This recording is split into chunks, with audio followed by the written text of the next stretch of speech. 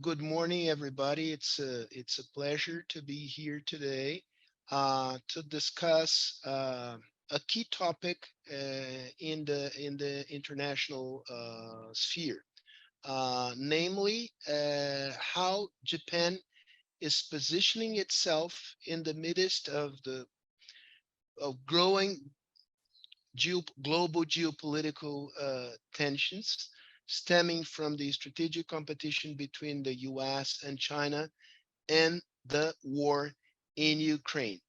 Our guest speaker today is Professor Narushige uh, Michishita, who is Executive Vice President and Professor at the National Graduate Institute for Policy Studies in Tokyo. He has a PhD from the School of Advanced International Studies from Johns Hopkins University in the United States. He's a specialist in Japanese security and foreign policy, as well as security issues on the Korean Peninsula. He's the author of the following books: Lessons of the Cold War in the Pacific, U.S. Maritime Strategy, Crisis Prevention, and Japan's Role in North Korea's military diplomatic campaigns 1966 2008. Professor Michi, I will call you Professor Michi because you allowed me to do so.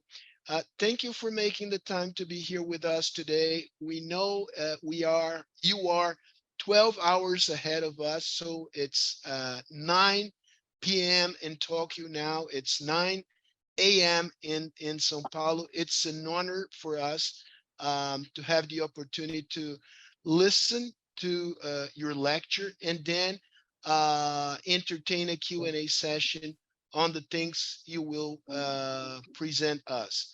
Let me just stress to the Brazilian audience how important the National Graduate Institute for Policy Study, GRIPS, is, because most of the people here in Brazil don't know, are not familiar with the academic and policy making landscape in Japan. So GRIPS is a top-notch international school which offers master's and PhD programs in various aspects of international relations and global governance. Um, Faculty and students of GRIPS come from 63 international countries. So it's a very internationalized institutions. And it's dedicated to research in various aspects of international relations, diplomacy, security issues, global governance, and it's also a center for training leaders and policymakers. Let me also thank the Japan's House in São Paulo, who is represented here by Carlos Augusto Rosa, who will speak shortly.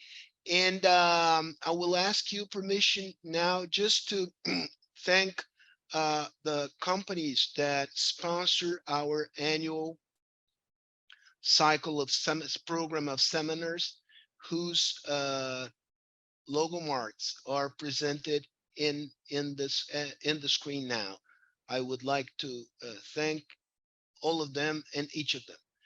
So that said, I'll hand it over to you, Carlos, and then Professor Michi will have the floor for around 40 minutes. Thank you, Sergio. Thank you very much for your introduction. Well, it's a pleasure for us, Japan House São Paulo, being here today with you. I'd like to thank you also, Professor Michishita from Japan, for being with us today.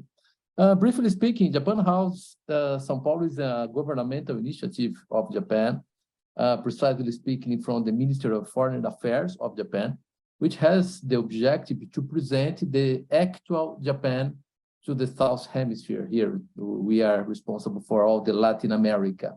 So our major objective is to present to our audience, those who came here to visit us physically, those who follow us on our website, on our social media, how is or what is or how is Japan, the modern Japan, the Japan of this century. not the Japan of the traditions, but this modern Japan, the Japan that now leads the world in several aspects. We are opened since 2017, and in this a little bit more than 5 years, we received more than 2.7 million visitants, presentially, physically here in our house. We are here at Paulista Avenue, number 52, and we are one of other 3 Japan houses in the world. We have one of our colleagues in Los Angeles and another Japan house in London, all of them presenting the same mission of showing the act of Japan. We try to follow this objective of presenting Japan through exhibitions, through webinars, through seminars, events, and a lot of other things, presentially and also digitally in our nets. So it's a pleasure for us to be here. I'd like to invite all the audience to visit us, to see our programs, to see our exhibitions. It will be a pleasure to receive you here. And we are here anxious to hear Professor Michishita with this such interesting topic. Thank you very much, and thank you for the audience. Now, that's a remarkable fact, Carlos. Let me just stress this, that São Paulo is one of the 3 Japan's house in the world, alongside London and LA, you said, right? That's correct. That's something remarkable and tells a lot about the importance of the Japanese community in Brazil in general, and in this town in particular. So, Professor Michi, thank you so much to be here. Again, it's really an honor to have such a distinguished scholar from such a top-notch international school from Japan with us here today. So the floor is yours for around 40 minutes. Thank you very much, Sergio-san, and thank you very much, Carlos-san, for the kind invitation and the kind introduction. And thank you, FFHC, for the kind invitation. Actually, I'm speaking to the Japan House in São Paulo now, but I gave a talk at the Japan House in Los Angeles, which is actually located in Hollywood. So I always say, oh, I made a debut in Hollywood by speaking at the Japan House in LA, and happy to be speaking to the second one in São Paulo, and hope to be speaking to the one in London in the future. This is 9 p.m. in Japan, but I'm a night person. I'm very fresh, so I'm happy to be able to speak to you. Good morning, everyone, or the viewers of this event. Thank you very much for joining us.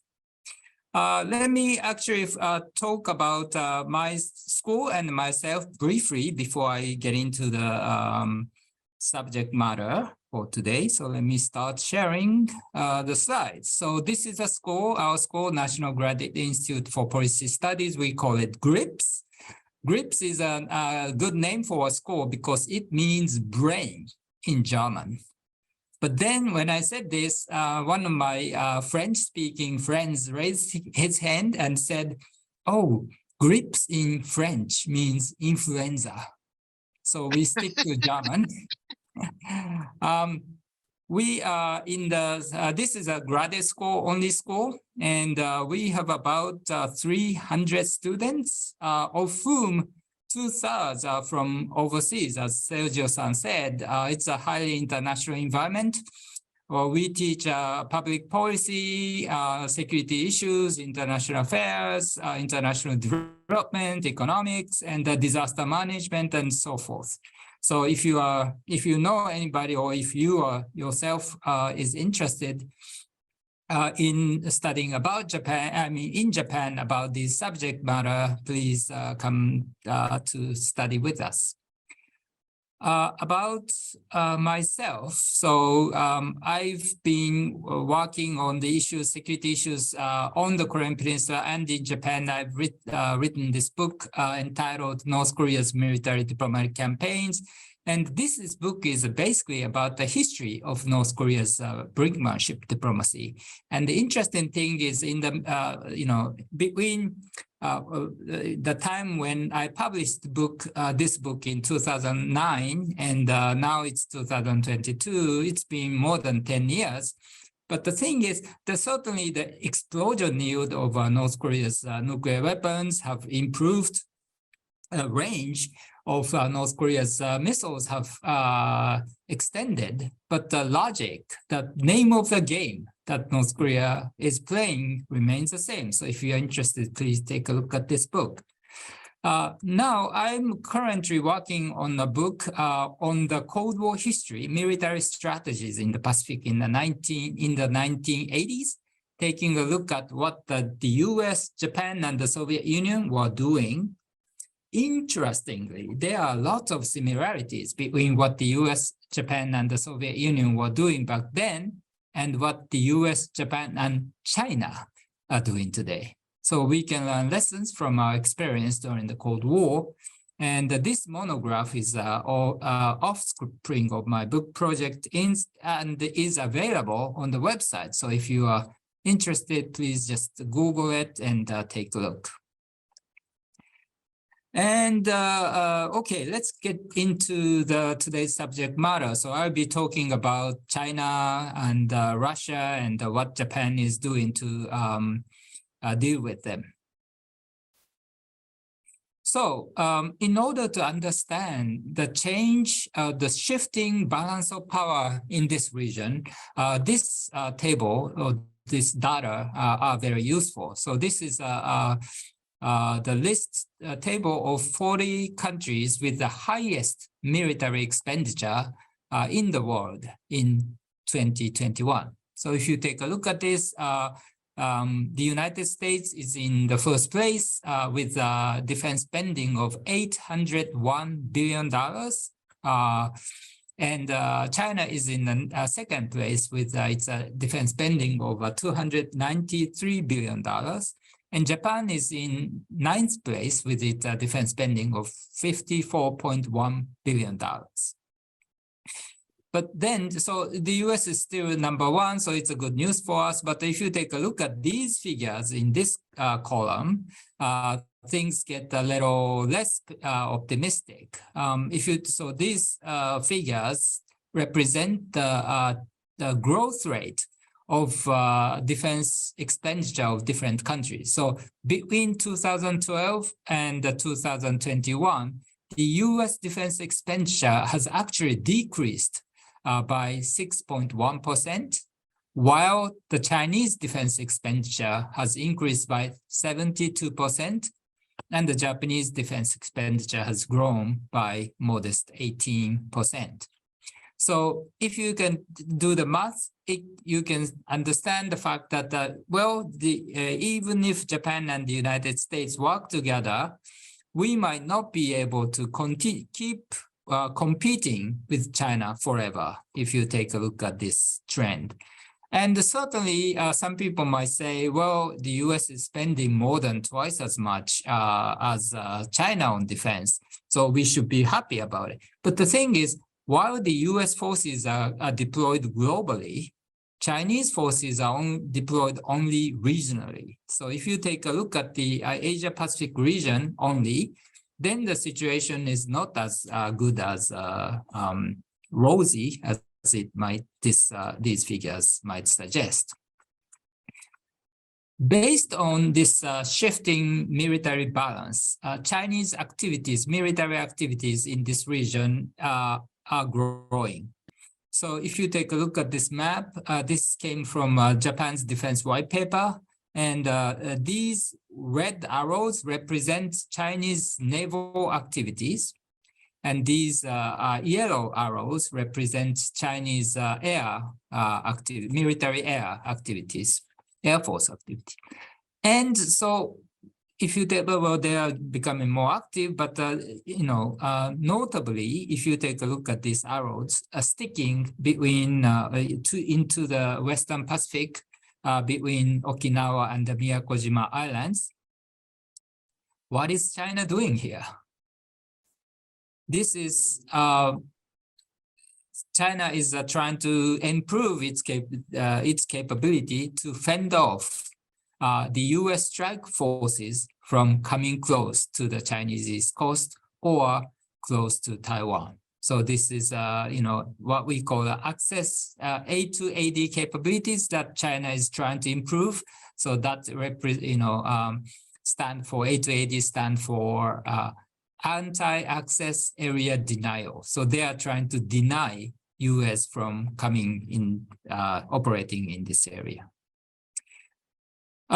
If you take a look at this graph, so another problem that we face with China, Japan faces with China is a territorial issue.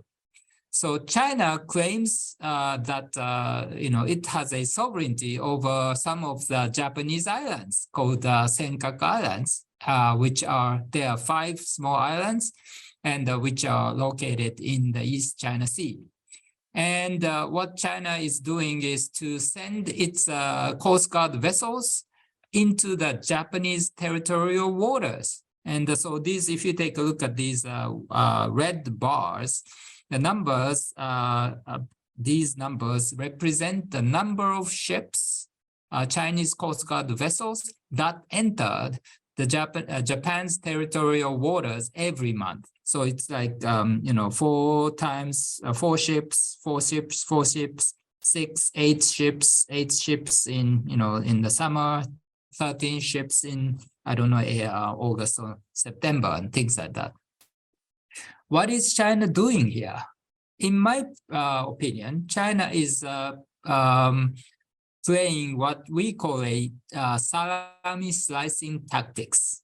So China is not invading our islands, but by maintaining a fairly regular presence inside the Japanese territorial waters, China is creating a new environment in which China can say after 10 or 20 years, well, because these waters belong to China, our ships, Coast Guard vessels, protect those waters and operate inside these waters regularly. And therefore, we maintain administrative control in these waters, and therefore, these waters and the islands belong to China. So that's a salami slicing tactics that China is trying to use, and Japan devote a large number of Coast Guard vessels and aircraft and other assets in order to fend off China's growing presence here. And China is, growing. So these are A to AD capabilities in order to fend off.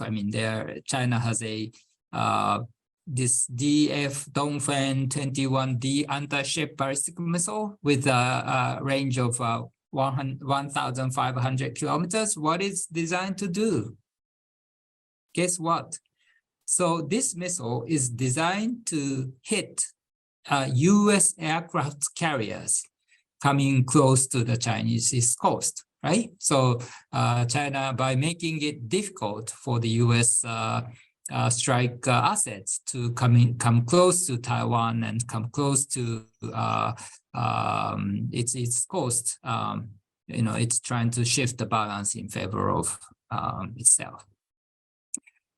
China is becoming more coercive vis-a-vis Taiwan. So after Nancy Pelosi, the Speaker of the U.S. House of Representatives, visited Taiwan, China launched ballistic missiles and have it impact in the waters, fall in waters around Taiwan like this. So it's very coercive environment in which the people in Taiwan are living in. So what is Japan doing in order to counter this? There are 3 things that Japan is doing. First is to enhance its own capabilities, defense capabilities. So because this is a theater in which we kind of contend with each other, right? And sort of compete militarily with China. So Japan is deploying self-defense forces. This is the name of a Japanese armed forces, self-defense forces. We call it SDF. in those islands located close to Taiwan, in order to make it easy for Taiwan to defend itself. And recently, there is a big debate going on in Japan where the government is actually talking about increasing its defense budget significantly. And some people say that we have to double the size of our defense budget. And if we, simply double the size of the budget, Japanese defense budget will become the third largest in the world after China. So we'll see. We have, Japan has a fairly a significant fiscal problems. We have the Japanese government has a cumulative debt of more than, with the size of more than 200% of Japan's gross domestic product. So we cannot be spending too much more on anything, but because the strategic environment is becoming more difficult, Japan is we are thinking about increasing the defense budget. In addition to that, another big issue that is being talked about in Japan is whether to or not to acquire strike capabilities. So Japan has upheld this defensively oriented defense posture for a long time. Japan is an island country, so it's in a good position to be able to have or to take a defensive posture, because from the enemy's adversary's perspective, hitting Japan targets in Japan is difficult. It takes a long-range missiles or long-range bombers and all that. They have to penetrate our missile defense systems and all that. So, defensively oriented posture is good for us, Japan, which is an island country. However, given the quickly shifting military balance in favor of China, we are almost forced to think twice about this defense-only defense posture. And we say, well, we have spent a lot of money, more than $25 billion on ballistic missile defense systems. So we are doing a good job, yes. But the thing is, missile defense cannot shoot down all the incoming missiles. So unless we have a minimum meaningful strike capabilities, it would be difficult for us to defend ourselves. So that's the reason why Japan has decided to acquire strike capabilities, long-range strike capabilities for the first time in the post-war history. So it's an important, significant step that Japan is making forward. And this is basically about maintaining the balance of power across the Taiwan Strait. Second pillar of Japan's security strategy is to strengthen our US-Japan alliance relationship. So in 2015, we revised this arrangement called US-Japan Defense Guidelines, which basically defines how the two countries' armed forces share roles, missions, and capabilities. In 2021, when US President Biden and former Japanese Prime Minister Suga met in Washington, they together underscored the importance of peace and stability across the Taiwan Strait, basically making a very clear commitment to the defense of Taiwan, two of us, the United States and Japan.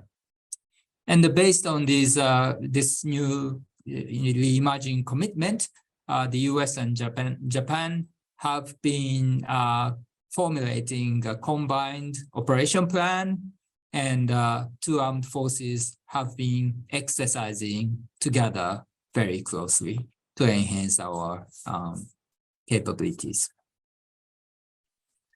Finally, the third pillar, which is very important, is about enhancing security partnerships with the countries in the region. Why is it important? Because as I said, given the trend of shifting balance of power, it would be difficult for the US and Japan, just two of us, to maintain the balance of power in this region. So what can I do? What can we do? The question. So we've decided, okay, we just two of us might not be able to do the job effectively. So why don't we bring new friends into this coalition? So we've decided to bring at least two partners. One is India and the other is Australia. And where are they in this table? Surprise, surprise. India is in third place as in terms of defense budget in the world, with its defense spending of $76.6 billion, with its defense spending increasing by 33% in the past decade. Australia, with its population of 25 million, is in the 12th place. This is impressive, with its defense spending of $31.8 billion.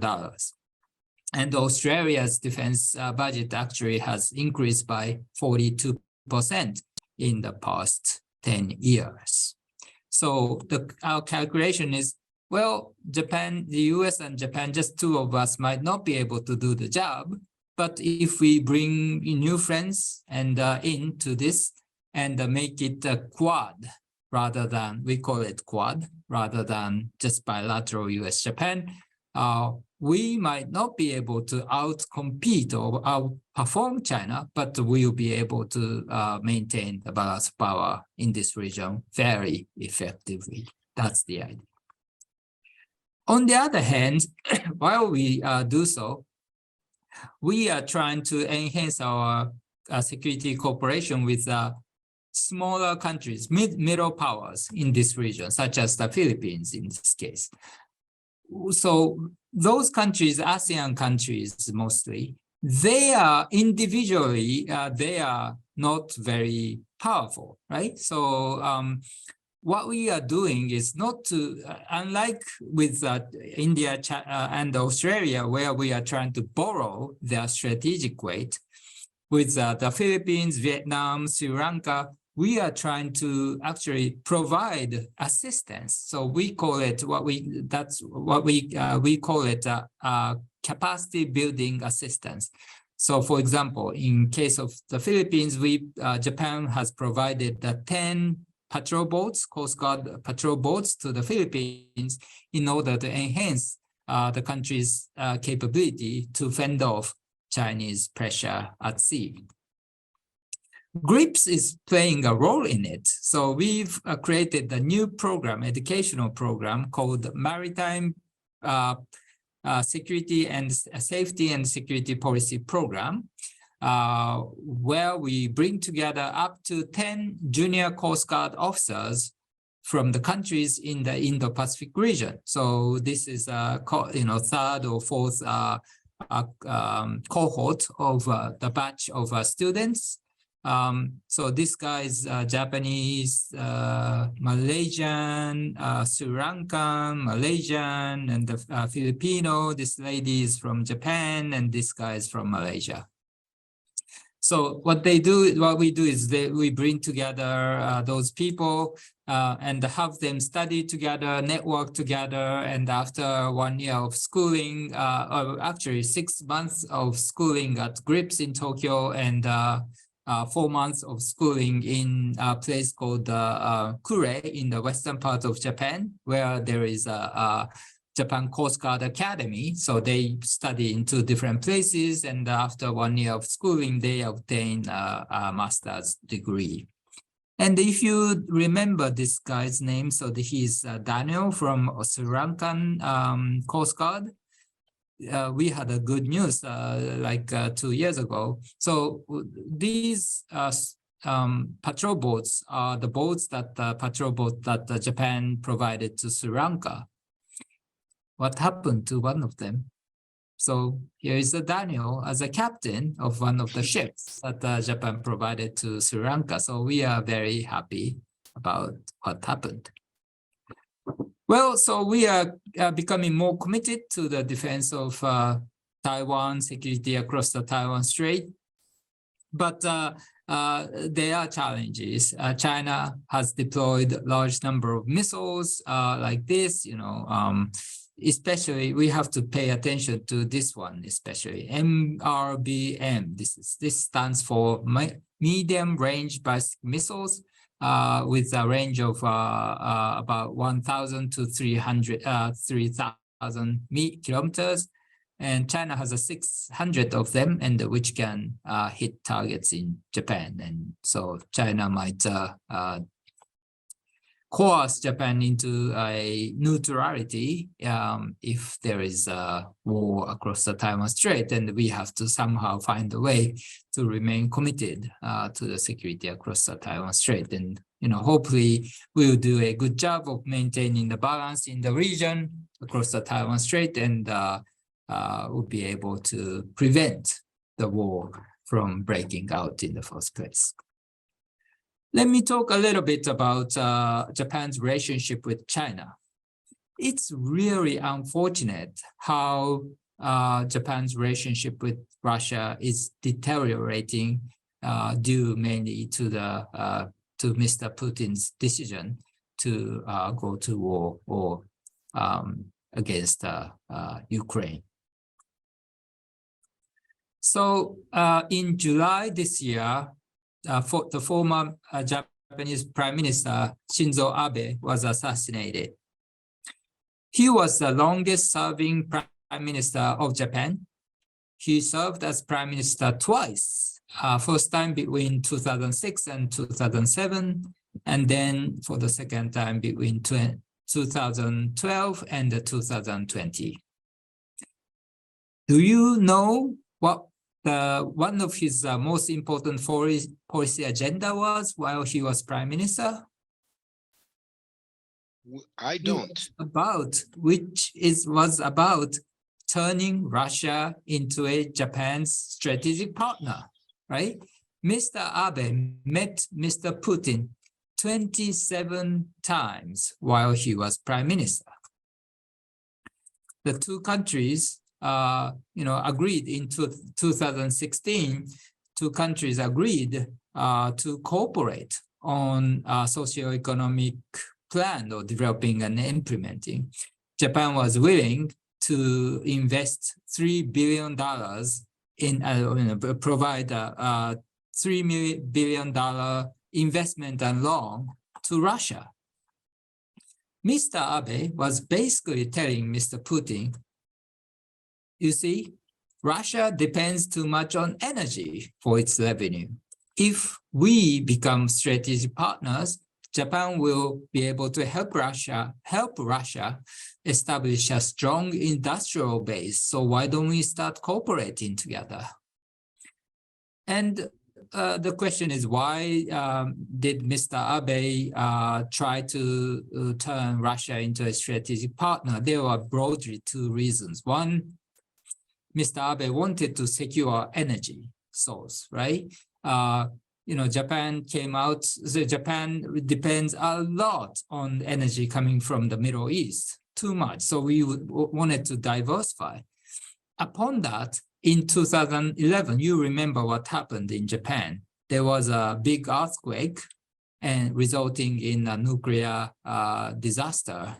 And that forced Japan to shut down most of its nuclear reactors. So we were looking for alternative energy sources. Russia is sitting next to Japan and was an alternative option as an energy source to Japan. Second reason was that Mr. Abe was thinking of using using Russia as a strategic counterweight to China. Actually, the US, Japan did more or less the same thing during the Cold War. So we were competing with the Soviet Union back then, right? What did we do? We turned China into our strategic partner in order to fend off growing Soviet threat. Now we try to do the same with China. So now the China is growing and, changing the balance of power in this region. So what we wanted to turn Russia into our coalition. Unfortunately, it didn't work. So any case, and Mr. Putin, what did he do? Mr. Putin didn't choose to take Mr. Abe's offer. Rather than taking Russia into the 21st century, Mr. Putin has decided to bring Russia back to the 19th century, unfortunately. Thank you very much.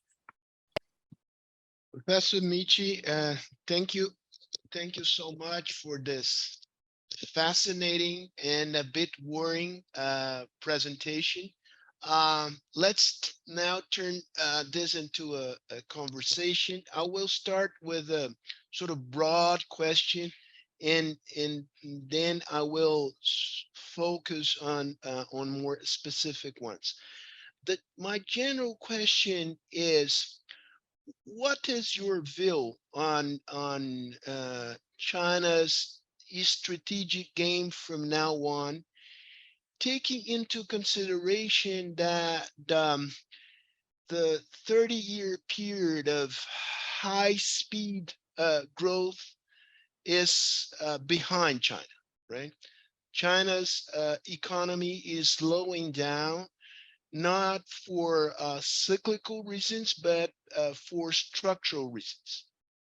And that puts a limit on the ability of Chinese government to provide economic and social benefits to its huge population.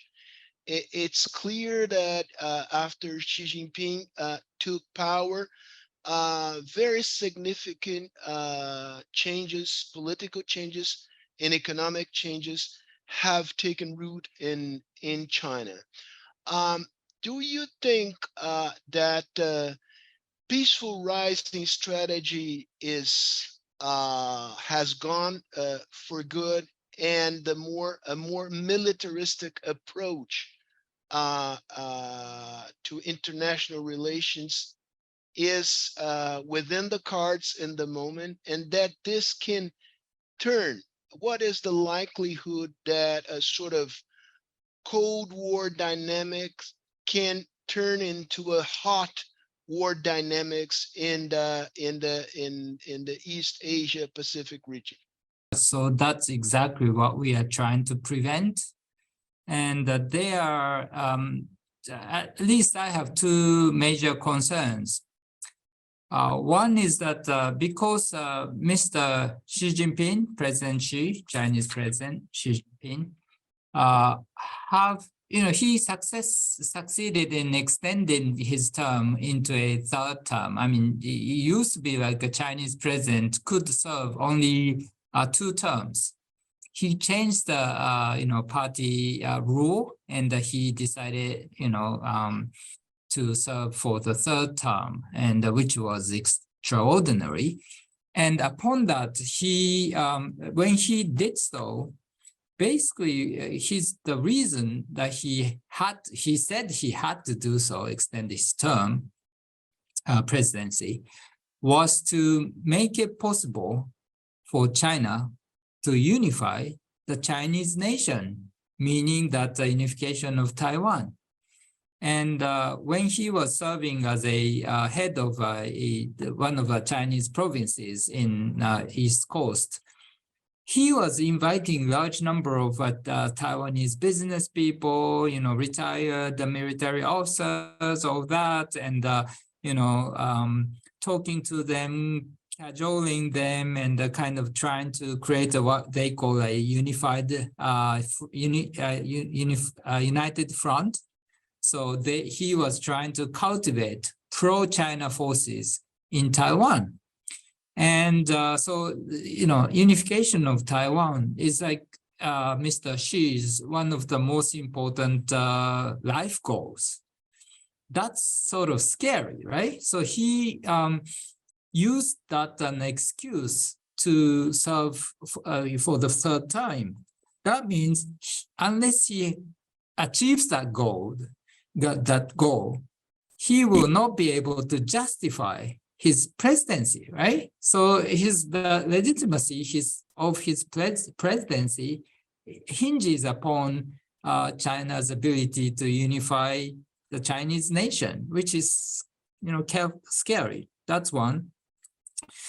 And the two, he's kind of at the same time. So it's China can be threatening. That's the first military balance is changing in favor of China. So that's one first challenge that we face. But there is a second very different, quite different type of challenge that we might face going forward, because China has been under Mr. Xi has been conducting what we call wolf warrior diplomacy.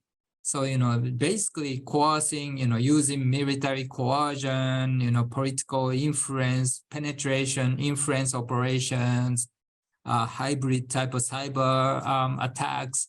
China is trying to kind of, really coerce the countries in this region to become to serve China's interest. But by doing so, Mr. Xi is really undermining China's reputation in the region and in the world. And by now, some of the European countries, which had developed close ties with, especially economic ties with China, have realized, well, China is not only expanding its economic influence, but trying to expand its political influence in a not so fair and a legitimate manner. So people are getting more concerned. And plus, what he has done in the recent Chinese Communist Party Congress is basically he tried to, in order to consolidate his power, he kicked out all the potential opponents, who belong to the different factions inside the Chinese leadership. So that all 7 members of the standing committee of Chinese Politburo are now Xi's close friends. And that might make it difficult for Mr. Xi to implement policies or understand the situation objectively and implement right policies. And by the way, he also kicked out all the economists, specialists on economic policy, out of the standing committee. So there is no specialist on economic policy in the top leadership of China. So I don't know what he's trying to do. I mean, he says he's trying to make China a great again, but it seems to me he's really undermining China and isolating China in the international community. So I'm concerned about those two things. All right. It was particularly noticeable the way Hu Jintao was physically removed from the Communist Party Congress. That was clearly Xi Jinping was sending a clear message when Hu Jintao was physically removed from the precinct. I have 2 questions. So just one thing. I mean, so if you meet somebody who is saying that he or she is going to make your country great again, beware. Yeah, beware. No, yeah. There are cases. Yeah, very, very, very shrewd remark. I have 2 questions from the public. One comes from an ex-minister of defense, Brazilian minister of defense, and also someone who served as in other ministerial posts and at the Supreme Court. That is to say, very prestigious man. Thank you, Ministro Jobim, for being here with us today. And his question is about the Strait of Malacca. right? Mhm. And I would like to approach this issue from the following angle, right? You said there is a salam sliding tactics. I would like you to zoom in on this tactics and try to pinpoint where does salam tactics apply, including the Strait of Malacca, which is Mm.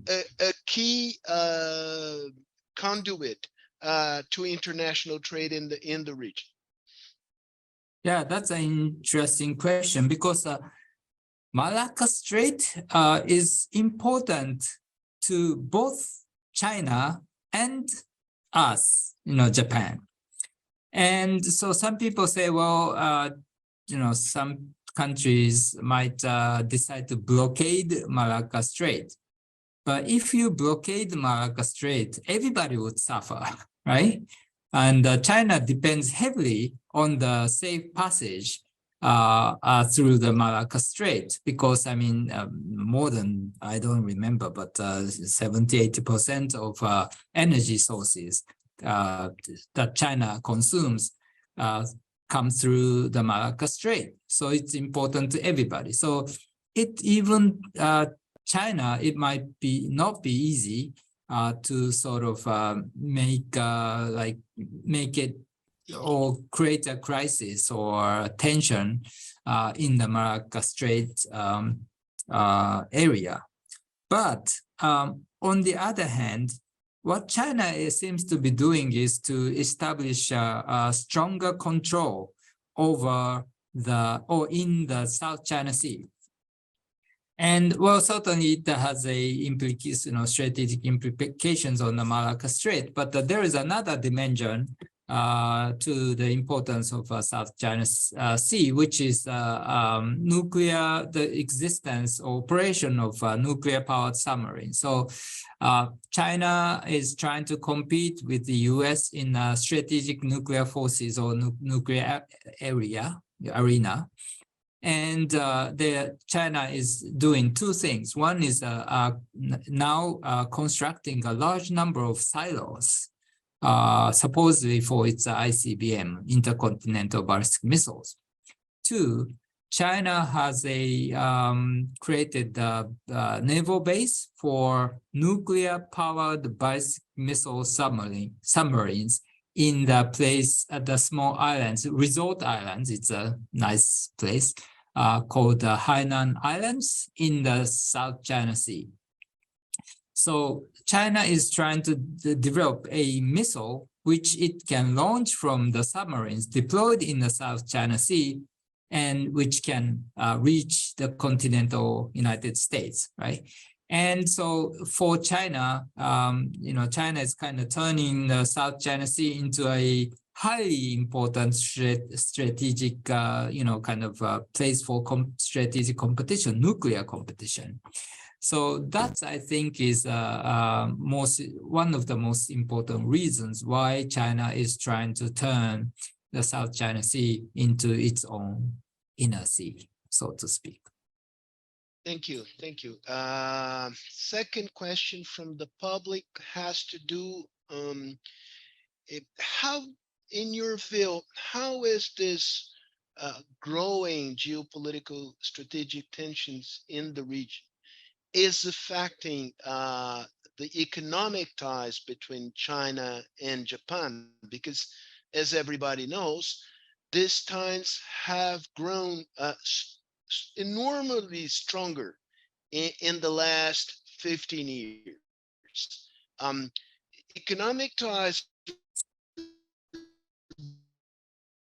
being affected as of now or not yet? Okay, so I think, and this question comes from Professor, just to give the credit to Professor Hamilton Lima. Okay, so I think at this point, the negative consequences of strategic competition between China and Japan has become very significant. So we are doing a good job of sort of a separating economic cooperation and military competition.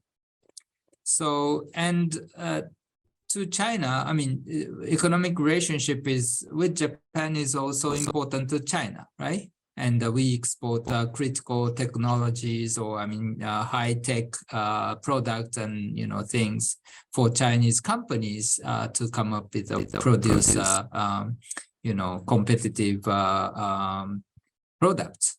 So they are dispensable to us.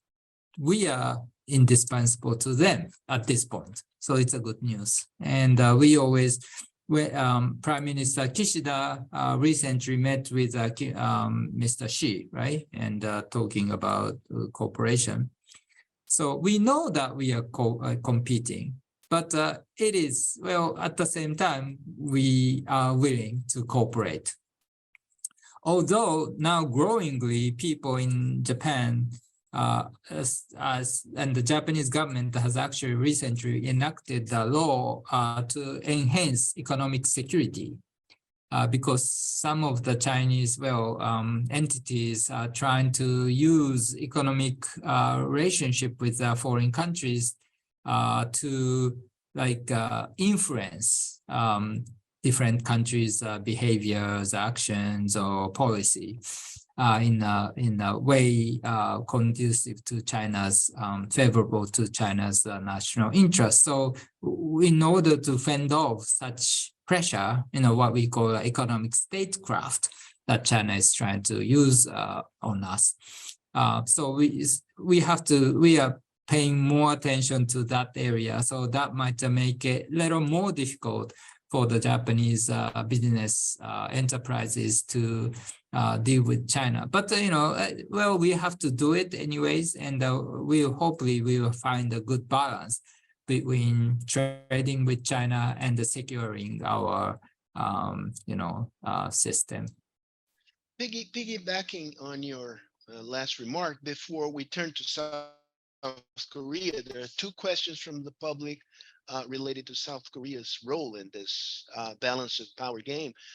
But my question would be, how is the relations between Tokyo and Washington when it comes to limiting and Chinese influence in the region and Chinese strategic capabilities in economic and military terms, when it comes to restrictions on trade and investment flows to China and with Chinese company.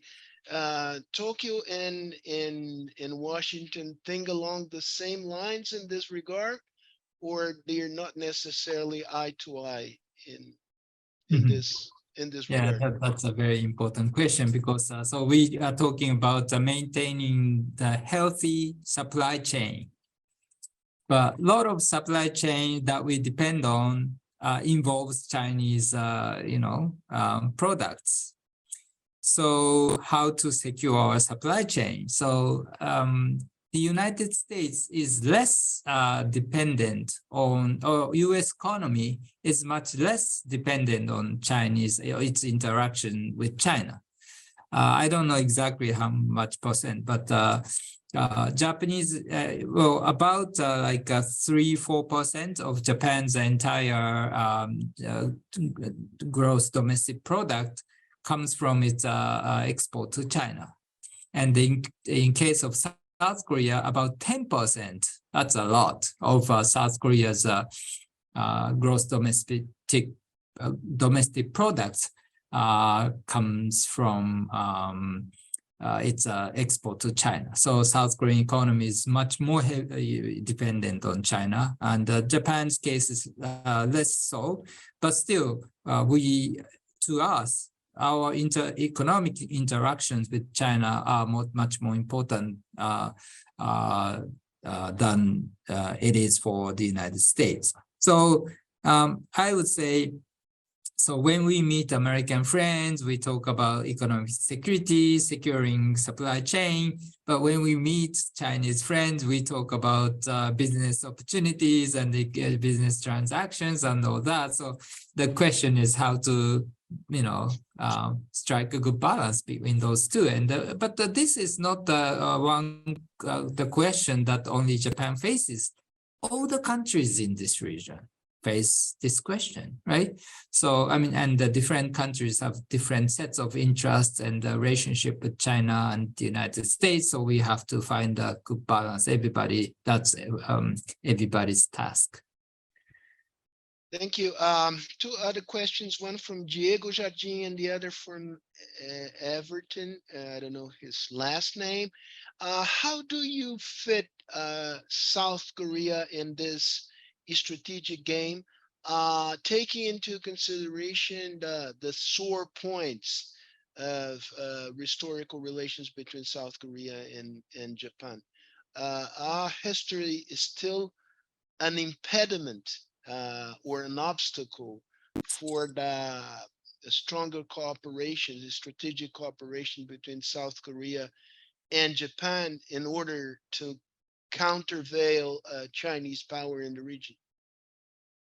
Yeah, that's a great question. And let me share this with you. So where is China, South Korea in this table? South Korea is actually the 10th largest spender on defense in the world.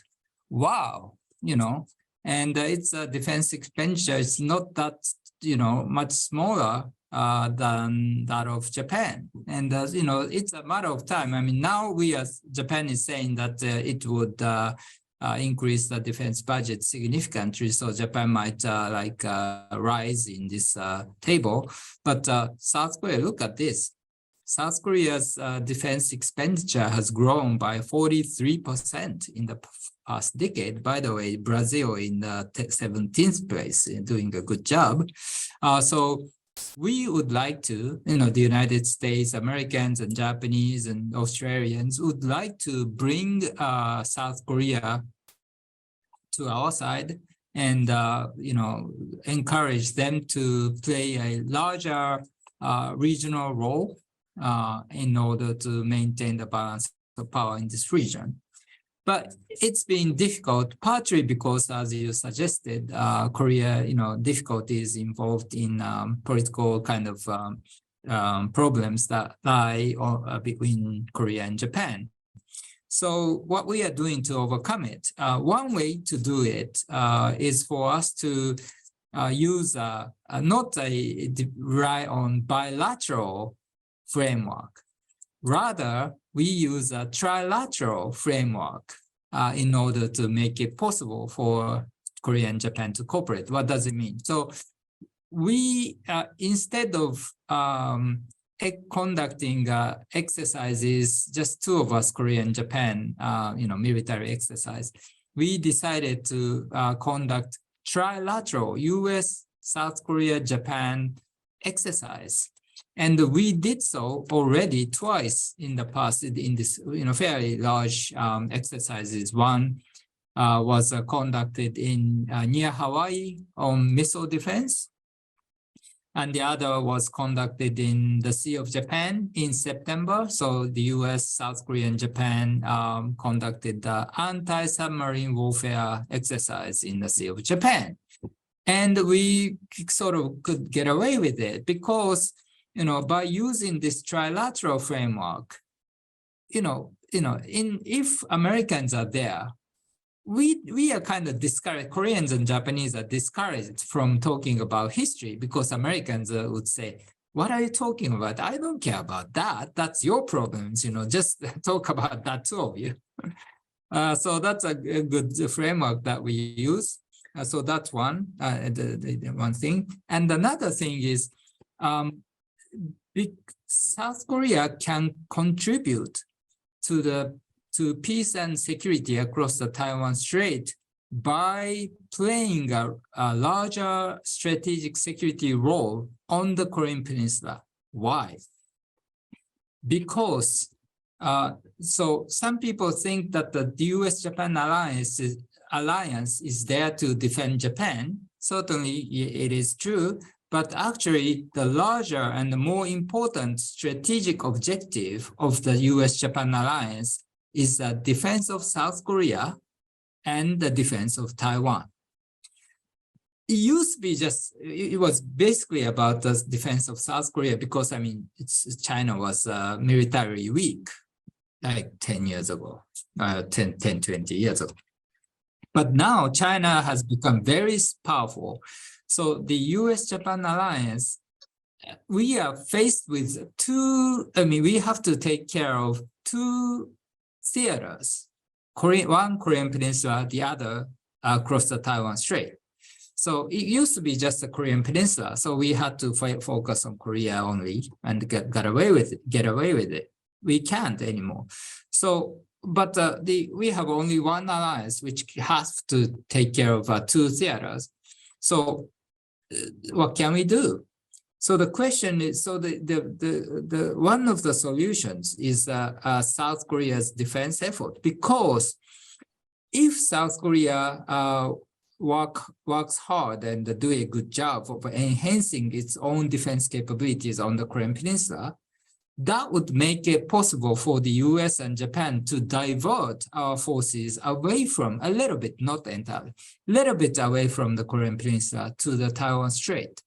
So by making a defense effort on the Korean Peninsula, South Koreans would be actually enhancing or contributing to the enhancement of credibility of deterrence across the Taiwan Strait. So I always ask South Korean friend, well, you don't have to really directly commit yourself to the defense of Taiwan. As long as you are doing a good job on the Korean Peninsula, you are still helping us. So it's a good news. Talking about the Korean Peninsula, there is North Korea, of course, right? And the Korean Peninsula. And there is a question about North Korea coming from someone whose name is Floriano. My question and his question is whether North Korea's military capability and nuclear capabilities are another serious threat to Japan. I would like to add a second element to this interesting question, which is, has North Korea a strategy of its own, or it plays in the hands of Beijing? Excuse me, what's the second question? The question is the level of autonomy of North Korea in relation to China. I see. Okay, so North Korea's nuclear capabilities, we don't think North Korea will actually use nuclear weapons against us, or we hope. And I think North Korean leaders understand that the United States provide, credible extended nuclear deterrence. We call it, professionally, we call it extended nuclear deterrence. Colloquially, we call it a nuclear umbrella, right? So the United States has said, okay, look, North Koreans, if you attack South Korean friends or Japanese friends, the United States of America would use nuclear weapons against you. So don't, even think about using nuclear weapons against our friends in the first place. So that's a message, right? And given the, kind of a high quality or competitive, high quality nuclear capabilities that the United States have, we are fairly, happy, satisfied. And so that's a good news. But North Korea can use nuclear capabilities for other reasons than fighting a war. For example, North Korea has been using, if you take a look at my book, you can easily understand, but North Korea has been using its nuclear capabilities to cut the deal or to play a brinkmanship diplomacy with the US, South Korea, and other countries. So they basically say, well, we are producing larger number of better nuclear weapons. Would you like to just, leave us alone, or would you like to engage with us and provide, kind of enhance, improve diplomatic relations, provide us with economic assistance, and provide us with security assurances and all that. So that's, or South Korea, North Korea even asked the US and South Korea to hold the combined military exercises, right? And Mr. Trump, when Mr. Trump was president, the US and South Korea sort of were not conducting large scale exercises. And so that's diplomacy, brinkmanship diplomacy is one. And another thing that we are concerned about is a possibility of North Korea using force against South Korea in a limited manner. Security specialists have started to talk about stability, instability paradox. What does it mean? Now, North Korea has a large number of missiles and combined with nuclear weapons. And so its nuclear deterrence has become very credible. The United States, possesses tremendous nuclear capabilities. So the nuclear deterrence that the US provides us, or the US has, is credible. So in this kind of situation, neither North Korea nor the United States would dare to go to war with each other, right? So they are complacent. The situation will not escalate into a major war because we will suffer a lot, both of us. That's a good news. There is not likely, the likelihood is there is no major war. Bad news is that North Korea can now say, oh, nobody would like to escalate the situation with us because we are nuclear powered, nuclear weapon country. If we use force in a limited manner against South Korea, we might be able to do it and get away with it with impunity. In order to put pressure on South Korea, in order to prevent or discourage or encourage South Korean government to be more, engaging or less, to diffuse pressure on North Korea. So that's the concern that I have. So we'll see, but I'm fairly, I'm a little concerned about the future of the Korean Peninsula because of, military competition that both Koreas are engaged. And by the way, both South Korea, the thing is, because South Korea is very close to North Korea and the Seoul is only 50 kilometers away from the border, therefore, only way that in which South Koreans can defend themselves is by using massive preemptive offensive capabilities or offensive operations. So as a result of South Korea's effort to defend itself by acquiring strike capabilities, both South Korea and North Korea have acquired tremendous strike capabilities, both of them, and they are engaged like this. And if both of you have rely on strike capabilities much, then you would be tempted in a crisis situation to strike first, right? Unless you strike first, you get, you suffer a lot. You would suffer a lot. So this is a sort of situation where they are facing a security dilemma. So I'm a little concerned about that.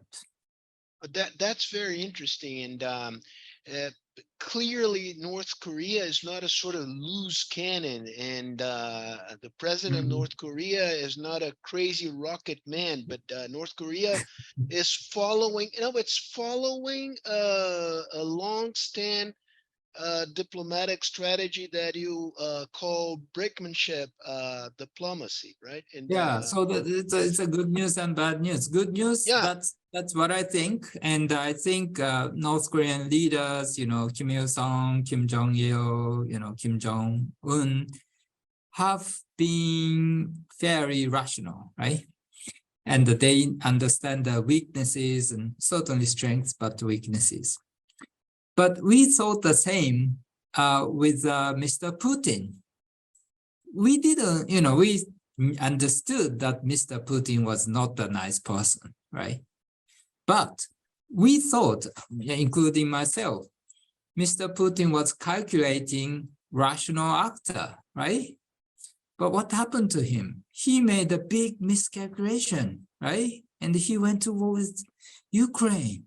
That's crazy, but he did. So the danger is, well, when it comes to dictators, even if they are rational, they are people, only human. They can make mistakes. Mr. Xi, so it's dangerous. Mr. Xi is becoming more dictatorial than before. Mr. Kim has long been dictator. That's a dangerous situation.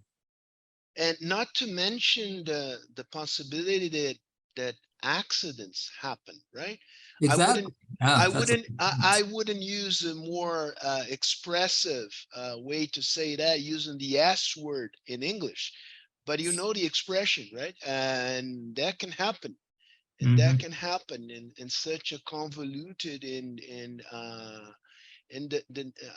the sheer number of military equipment deployed in the area, and in the level of tension in the area involving all major actors.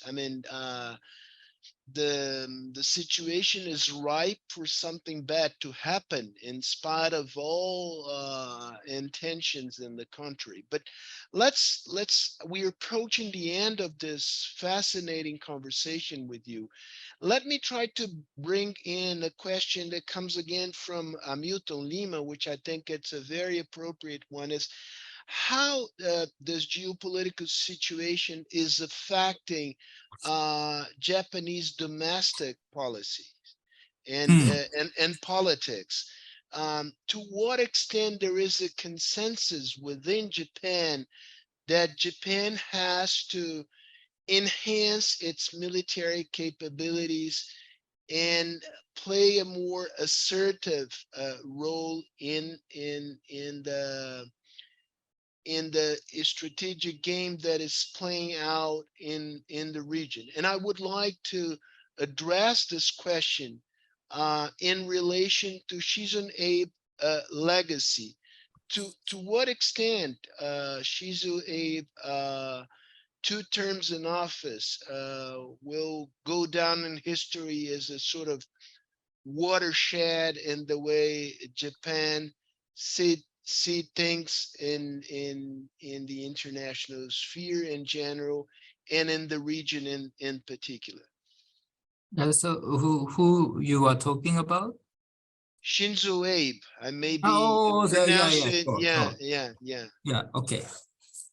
Thank you very much. So as I said, Japan is trying to increase defense budget significantly, and trying to increase its security, international or regional security role fairly significantly. And I think Mr. Abe left that's a part of Mr. Abe's legacy. He was very proactive on foreign policy and defense policy matters. He traveled to so many different countries while he was a prime minister, and he was really interested in security and foreign policy personally. So that was his personal trait. Mr. Kishida is doing a good job, but Mr. Kishida is not Mr. Abe, right? And so we will see how much more proactive he might become going forward when it comes to foreign policy and security policy. And actually, Mr. Abe was lucky because he was proactive himself, but at the same time, there was, the world was, the United States, while he was a prime minister, the United States was not necessarily providing leadership in the international affairs, right? Mr. Obama, maybe he is a nice person, but he was basically saying, well, the United States is not a world policeman, right? And Mr. Trump was more blatantly isolationist, right? So the US was not providing this traditional leadership that it was providing. So Mr. Abe was there to fill the gap. So so that was got kind of come to factors coming together, which made Mr. Abe's contribution really significant and important. And as I said, now we are talking about increasing the defense budget, but where is the money coming from? That's a problem. And we have to really, so some people say, well, we have to think about a tax hike, but nobody would like to have it when the economy is not doing well. And other people say, well, we have to really undertake reform on social security or Medicare policy, which costs a lot of money. But then again, if you undertake that kind of reform politically, that would be damaging, and no politicians would like to do it. Then people say, so maybe we can issue more Japanese bond, government JGB, Japanese government bond. But that would really undermine our fiscal condition further. It's already bad. So, again, it's a dilemma, yeah. Yeah, dilemma, striking a good balance between security needs and economic needs and socio-economic needs. And we have a lot of challenge to deal with. No, you do. And but one thing that I would like to say before we close is that you really proved to be capable to address all the Japanese dilemmas and problems that Japan faces in this current time in a very knowledgeable and fascinating way. So Professor Michi, thank you so much for being here with us today. And I would like to, let's say, sort of make a deal with you. I hope you'll be back soon to take stock again of the unfolding situation in the region. I think you are in a unique position to address all the issues in a very knowledgeable and competent way. And thank you so much. Final remarks, yours. Yeah, no, it's the floor is yours. Just one last word. Thank you very much, Sergio-san, Carlos-san, and the viewers for joining us today. And what happened to the Japan team in the World Cup soccer games, right? Croatia team, which was good, beat us. We are out now. And as you know, your team is playing with a Croatian team soon. So I hope, I love, I admire the Croatian team, which did a great job. But who I will be rooting for in the next game between Brazil and Croatia. So good luck with you, and thank you for your support. We rooted for Japan, myself at least, and but we promised to beat Croatia, right? So revenge is coming soon. Thank you. Good luck with you. All right. Okay. Hope to see you Nice soon. meeting you. Carlos, Thank you. do you want to say something before we end? Just to thank you very much, Sergio. Thank you very much, Professor Michishita, for these very brilliant words. I think that we leave this webinar bigger with more knowledge than what we entered. So Well, thank you very much. that's for sure. Thank you That's for very sure. And Japan House is at your disposal wherever you want. Thank you very much. Thank you very Okay. much. Hope to be there. Bye Bye-bye. bye. Bye bye. Thank you Have a all. nice day. Abraço a todos e todas. Obrigado por nos acompanhar. Realmente foi uma conversa das mais fascinantes, ainda que não das mais tranquilizadoras. Ok, bye bye. Bye-bye. Bye.